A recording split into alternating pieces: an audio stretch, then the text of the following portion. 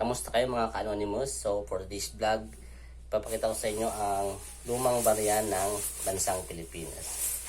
So ito daw barya na to, pag tumagal, mas mahal. So yan. Itong mga baryang ito ay yung matagal na rin. Kita ko lang to. So unahin natin itong baryang ito.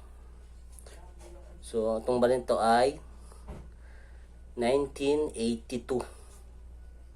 So makikita nyo sa likod. Yon. Low.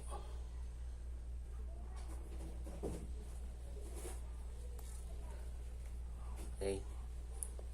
Sunod na barya ay 1982. So halos pares din lang nung isa. Yan.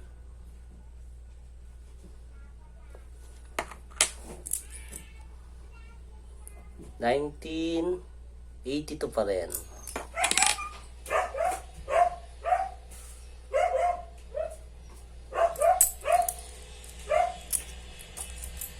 So ito yung kalabaw naman. Ewan ko kung abot ko 1984. Isang kalabaw niya, no? Nasa likod niya.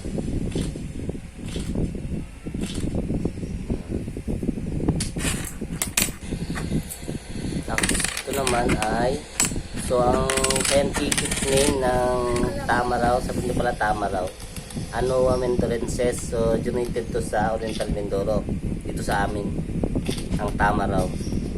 Itong pisong to ay ginawa noong 1990.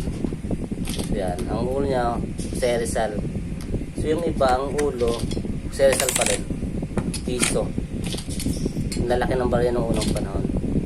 Tapos ito 1981. So serizal din, piso.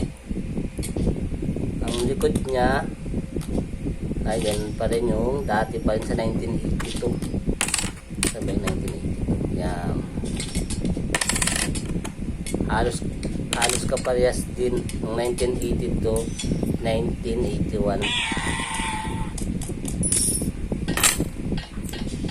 So yun, 1982 pa rin. So ito yung pinaka 19. So nahanap ko yung pinakamatandang barya.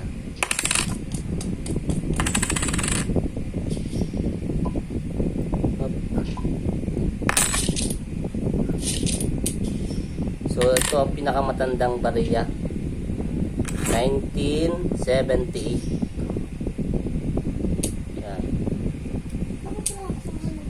1978. Ang likod niya ay pa rin ng piece of arm ng bansang Pilipinas. So hindi ko alam kung magkano ang presyo nitong gantong piso. Sabi daw nila nabibili daw ere. So hindi ko naman siya pinagbibili, iniipon ko lang. Yan, iniipon ko lang siya. Yan, para meron tayong souvenir ng mga lumang barya. So hindi ko lang kung magkano. Kung alam nyo, pa-comment na lang kung magkano ang presyo nila. So hindi ko naman siya pinagbibili, pinapakita ko lang. Okay, thank you.